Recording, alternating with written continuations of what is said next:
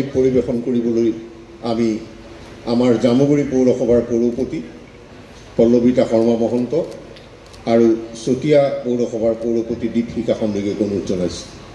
আনুষ্ঠানিকভাৱে উদ্বোধন হ'ল কন্যকা কোচিং চেণ্টাৰ।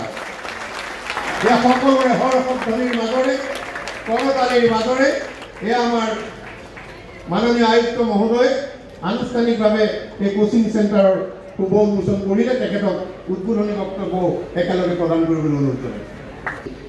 আন্তৰিক অভিবাদন আৰু অভিনন্দন জনাইছোঁ আৰু মুখ্য অতিথি আসন গ্ৰহণ কৰিবলৈ অনুৰোধ জনাইছোঁ।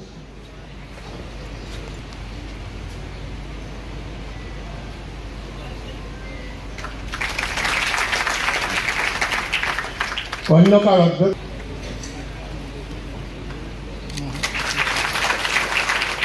আমাৰ মাজত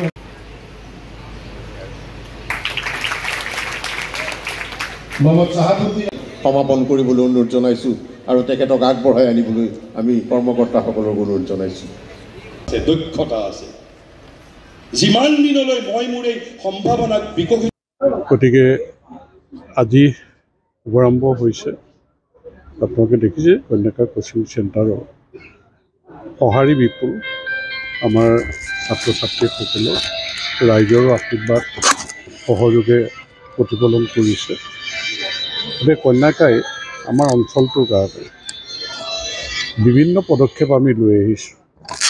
আজি এটা নৱ সংযোজন হ'ল এই ৰাভা দিৱসৰ পবিত্ৰ দিনটোত।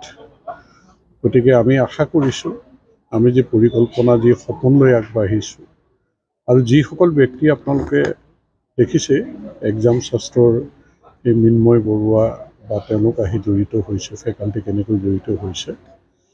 গতিকে আমি ভাল আশা কৰিছোঁ, ৰাইজেও কৰিছে, ছাত্ৰ ছাত্ৰীও কৰিছে।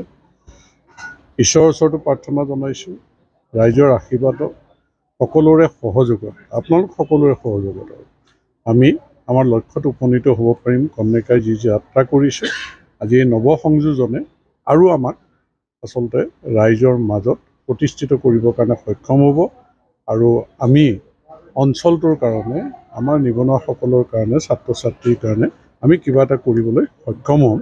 তাৰ কাৰণে সকলোৰে আশীৰ্বাদ বিচাৰিছোঁ। মই মুখ্য অতিথি হিচাপে ইয়াত উপস্থিত থাকিব পাই মই অতি আনন্দিত আৰু ইতিমধ্যে আমাৰ যিখিনি বক্তব্য আমি কৈছোঁ, কিন্তু ইয়াতে দুটা তিনিটা দিশ মই মিছা তোষামোদ কৰা নাই। আমি এই গোটেই বৰ্তমানৰ যিখন পৃথিৱী আমি জানো যে কমাৰ্চিয়েল ৱৰ্ল্ড আৰু এই বাণিজ্যতন্ত্ৰৰ যুগত যিটো সময়ত আমি প্ৰত্যেকে কওঁ যে এনেকুৱা ধৰণৰ কোচিং ইনষ্টিটিউটছ আৰ লুটিং, আমাৰ ছাত্ৰ ছাত্ৰীসকলক চাকৰিৰ প্ৰলোভন দেখুৱাই তেওঁলোকক লুট কৰি আছে, সেই সময়ত ইয়াত আপোনালোকৰ চতিয়া সমষ্টিৰ মাননীয় বিধায়ক ইয়াত এটা বিনামূলীয়া কোচিঙৰ চেণ্টাৰ এই কন্যাকা কোচিং চেণ্টাৰৰ জৰিয়তে কৰিছে।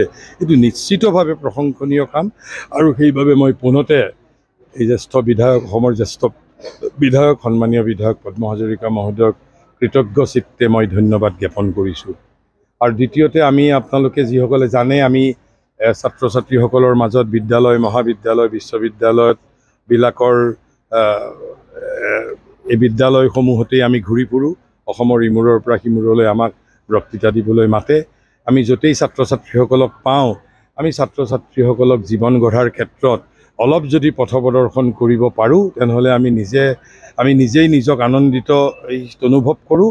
আৰু সেই দৃষ্টিৰে আজি ইয়াতে প্ৰায় কেইবাশ ছাত্ৰ ছাত্ৰীক মোৰ যিখিনি সীমিত জ্ঞান সেইখিনি তেওঁলোকৰ মাজত ভগাই দিবলৈ পায়ো মই নিজে অতি আহ্লাদিত অনুভৱ কৰিছোঁ।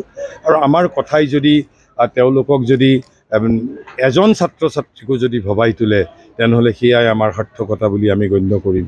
আৰু শেষত এই কন্যাকা কোচিং চেণ্টাৰ আমাৰ জীৱন বৰাৰ নেতৃত্বত, অধ্যক্ষ জীৱন বৰাৰ নেতৃত্বত আৰু এই অঞ্চলৰ বিধায়ক সন্মানীয় বিধায়ক পদ্ম হাজৰিকাৰ নেতৃত্বত এটা জাগত চিলিকা, এটা ফলপ্ৰসূ এটা কেন্দ্ৰলৈ, শৈক্ষিক কেন্দ্ৰলৈ ৰূপান্তৰিত হওক, তাৰ বাবে ভগৱানৰ ওচৰত প্ৰাৰ্থনা জনাইছোঁ।